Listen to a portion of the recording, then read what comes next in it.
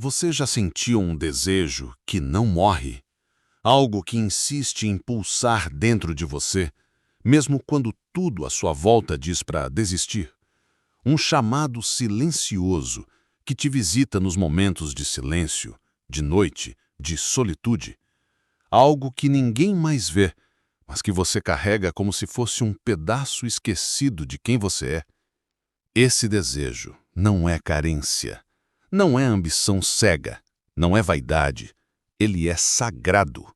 Neville Goddard dizia: todo desejo é a voz de Deus dentro de você, tentando levá-lo de volta a si mesmo.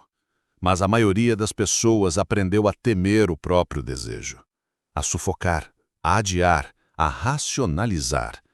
Aprendeu que desejar é errado, que é perigoso, egoísta até. Quantos desejos você já matou por medo do que os outros iriam pensar? Quantos sonhos você enterrou em nome da prudência?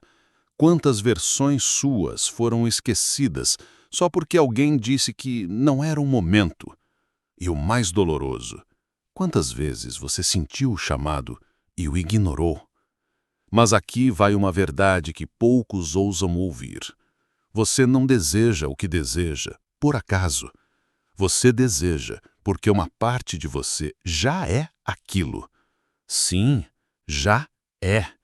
Porque para Neville, tudo o que você é capaz de imaginar com fé e sentimento já existe, não em potencial, mas em realidade invisível, esperando ser incorporada. Desejo é prova de existência. É memória espiritual do que sua alma já foi em outra dimensão. É Deus sussurrando: venha, isso também é você. E quando você nega esse desejo, não está sendo humilde, está sendo surdo. Está dizendo não ao próprio Criador que pulsa em você, na forma de anseio. Porque Deus não te fala só pela fé. Ele te fala pelas imagens que te atravessam, pelas visões que insistem, pelas vontades que não morrem. Por que será que alguns sonhos continuam voltando, mesmo após anos? Por que há cenas que você nunca viveu, mas sente como se já fossem suas? Por que certas ideias fazem seu coração acelerar, mesmo quando parecem absurdas? Porque são verdades suas, chamando para emergir. Mas atenção, nem todo desejo é genuíno.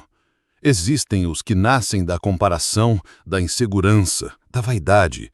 Esses gritam, exigem, cobram, são barulhentos, ansiosos e nunca saciam. Mas o desejo divino é diferente. Ele não pede, ele chama. Não exige, convida. Não faz alarde, mas não desaparece. É como uma lembrança antiga que você ainda não viveu, mas sabe que existe. E talvez agora, neste exato instante, você esteja sentindo esse chamado de novo. Talvez ele tenha um nome, uma imagem, uma música. Ou só uma intuição. Existe algo maior me esperando. Mas vem o medo. Medo de não ser capaz. Medo de fracassar. Medo de parecer ridículo. E o medo diz: quem você pensa que é? Mas a alma responde: eu sou o que Deus está me chamando para ser. Neville nos ensinou que o desejo não é um capricho do ego, é um mapa do espírito, é um roteiro divino impresso na consciência, esperando ser encarnado. E como se manifesta? Não é tentando conseguir o que deseja, é assumindo o sentimento do desejo realizado. É habitar aqui e agora o estado emocional de quem já é aquilo que sonha ser. Não amanhã, não quando as condições permitirem, mas agora. Porque, segundo Neville, você não atrai o que quer, você atrai o que é. Se você deseja viver com liberdade, assuma agora a vibração de alguém que já vive em paz. Se deseja amor, habite o corpo e o coração de alguém que já é amor, sem precisar que o outro prove isso. Se deseja prosperidade, caminhe como quem sabe que já é fonte inesgotável. Mas e se a realidade não mostrar nada disso? Se ainda houver contas, solidão, silêncio. Esse é o teste, a travessia, o momento sagrado em que o invisível espera ser sustentado com fé até se tornar forma. Você não está sendo ignorado, está sendo lapidado. Porque o desejo só se manifesta quando você se torna compatível com ele. E tornar-se compatível é abandonar a versão que acredita que não é digno. Você topa? Você aceita morrer para quem você era, para nascer como o que deseja ser? Porque é isso que o desejo verdadeiro exige: entrega, coragem, fé radical e uma identidade que vibre com aquilo que Deus está te chamando para encarnar. Então respire e observe onde dói. Porque todo desejo verdadeiro te empurra contra as bordas do que você acredita merecer. E é ali, nesse exato limite, entre o que sua alma sabe ser possível e o que sua mente ainda julga impossível, que começa a fricção sagrada. Essa tensão, esse desconforto, esse quase, não é o universo te punindo, é você lutando contra o parto da nova identidade que está tentando nascer. Neville Goddard dizia: você deve abandonar o antigo estado antes de poder assumir o novo. Mas o antigo estado não é só um conjunto de circunstâncias externas, é um conjunto de crenças, de sensações, de histórias que você contou tantas vezes a si mesmo que passaram a parecer verdades absolutas. Não sou bom o suficiente, ninguém da minha família conseguiu, já é tarde demais, isso não é para mim. Essas frases não são humildade, são profecias autossabotadoras. E cada uma delas te arranca do fluxo do desejo divino, te desconectando da fonte, te fazendo sentir órfão de Deus, quando, na verdade, você é a extensão viva dele. Você sente que seu desejo te pressiona? Ótimo. Isso é sinal de que ele quer emergir, mas ele só pode nascer quando você estiver disposto a ser a versão de si mesmo que o sustenta. É aqui que a maioria desiste, porque confunde desejo com permissão. Acredita que só poderá desejar aquilo que já tem a aprovação do mundo externo. Mas Neville Goddard nos ensina algo subversivo. Você é sempre livre para escolher o conceito de si mesmo que deseja habitar. Ou seja, você não precisa esperar nada mudar. Não precisa de prova, permissão ou justificativa. Você só precisa escolher um novo estado e viver a partir dele, mesmo que tudo ao redor ainda diga o contrário. Imagine um ator que assume um novo personagem. Ele não espera se tornar o personagem para atuar. Ele atua e é na atuação que o personagem ganha vida. Assim também acontece com você. Quando você habita o desejo, quando se comporta, pensa e sente como se já fosse verdade, o universo não tem escolha senão responder com coerência. Mas atenção, o universo responde ao que você é, não ao que você finge ser. Ele responde ao que você sente como verdadeiro, não ao que você repete mecanicamente. Por isso, a chave está no sentimento, na vibração íntima, no estado interior. A pergunta que muda tudo não é como eu vou conseguir isso, é quem eu preciso ser para que isso já seja real. Esse ser não é sobre fazer algo específico, é sobre assumir o lugar interno de quem já vive aquilo. É sobre reconfigurar sua autoimagem e se ver como alguém já integrado ao que antes parecia distante. Então, milagres acontecem. Mas eles não surgem porque você mereceu. Eles surgem porque você entrou em ressonância. Porque o universo não julga, ele apenas reflete. Você está esperando um milagre? Talvez o milagre esteja esperando você mudar de identidade. Porque o desejo, o verdadeiro desejo, é a versão futura de você mesmo acenando lá na frente, dizendo: vem, eu já estou aqui e estou te esperando. É Deus usando o desejo como trilha, como bússola, como chamada para casa. Mas quem atende a essa chamada precisa abrir mão de quem fingiu ser por tantos anos. Precisa morrer para o que era pequeno, confortável, conhecido. Precisa renascer para o desconhecido que já é seu. Essa é a coragem que o desejo exige. A coragem de sair do velho estado, de deixar a prisão da identidade limitada, de parar de negociar com a dúvida. E sabe por quê? Porque a dúvida é a negação silenciosa de Deus em você. Ela parece prudente, mas na verdade é covardia disfarçada. E sim, isso pode doer, porque a dor de se tornar quem você é real, mas muito mais insuportável é a dor de passar uma vida inteira fingindo que não ouviu o chamado. Então eu te pergunto, você ainda vai continuar negociando com o seu desejo?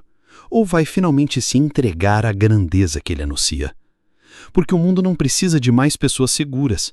Ele precisa de pessoas autênticas, de almas que ousam viver o que sentem, que reconhecem o desejo não como fraqueza, mas como uma memória divina em forma de vontade. Você já reparou como algumas pessoas parecem brilhar mesmo sem falar nada? Elas não mendigam atenção, elas não imploram por aprovação, elas simplesmente são, e por serem, tudo ao redor se organiza em torno do campo vibracional que elas emanam. Isso não é mágica, é física. É coerência entre mente, emoção e identidade. É autoimagem elevada, criando um campo de atração irresistível, não por esforço, mas por presença. Neville Goddard nos lembra: você se torna o que é consciente de ser. Essa frase, por mais simples que pareça, contém o segredo da transformação verdadeira. Você não muda sua vida mudando o mundo. Você muda sua vida mudando a concepção de si mesmo. Essa concepção é o código, é a raiz da realidade que você experiencia. Se você se vê como alguém limitado, solitário, esquecido, o universo só poderá confirmar esse estado. Mas, se você se vê como extensão viva da fonte, como expressão de um propósito divino, como alguém já em união com o que deseja, então toda a estrutura da realidade começará silenciosamente a se reorganizar. Esse é o ponto onde a fé se separa da fantasia. Fé não é acreditar que um dia vai acontecer. Fé é viver agora, como quem sabe que já aconteceu. Você se lembra da última vez em que sentiu paz profunda sem razão externa? Da última vez que você apenas sabia sem precisar provar? Aquilo foi fé real, foi conexão com o campo onde tudo já é. Bruce Lipton explica pela epigenética que nossas crenças literalmente modulam a expressão do nosso DNA. Ou seja, o que você acredita ser molda biologicamente quem você se torna. Você não é um prisioneiro da genética. Você é um escultor da própria experiência, ativando ou silenciando potenciais de acordo com o ambiente vibracional que sua consciência sustenta. Joe Dispenza chama isso de assinatura energética. Neville de estado do ser. O nome pouco importa. O que importa é entender que seu desejo só se manifesta quando há coerência entre o que você quer e o que você é. Agora me diga. Você tem sido coerente com o que deseja? Ou você deseja com os lábios, mas continua se comportando como quem teme, duvida e se sabota? A incoerência não bloqueia só sua manifestação. Ela bloqueia sua saúde, sua vitalidade, sua alegria. Porque viver em dissonância com o que você sente é como sufocar a alma lentamente. Por isso, o desejo insiste. Porque ele é Deus tentando te lembrar quem você é por dentro. E quanto mais você o rejeita, mais o corpo adoece, mais a alma grita, mais os vazios aumentam. Você não precisa de um milagre. Você precisa parar de duvidar que já o carrega dentro de si. Agora, feche os olhos se puder, respire fundo. E permita-se imaginar, por um instante, que tudo o que você deseja já está aqui. Sinta, sem pressa, sem ansiedade, apenas sinta.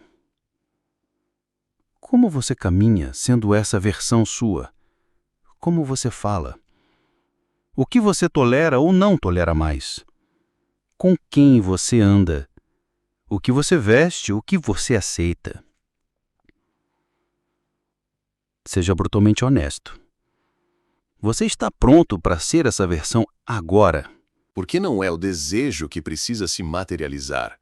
É você que precisa se manifestar como o desejo realizado.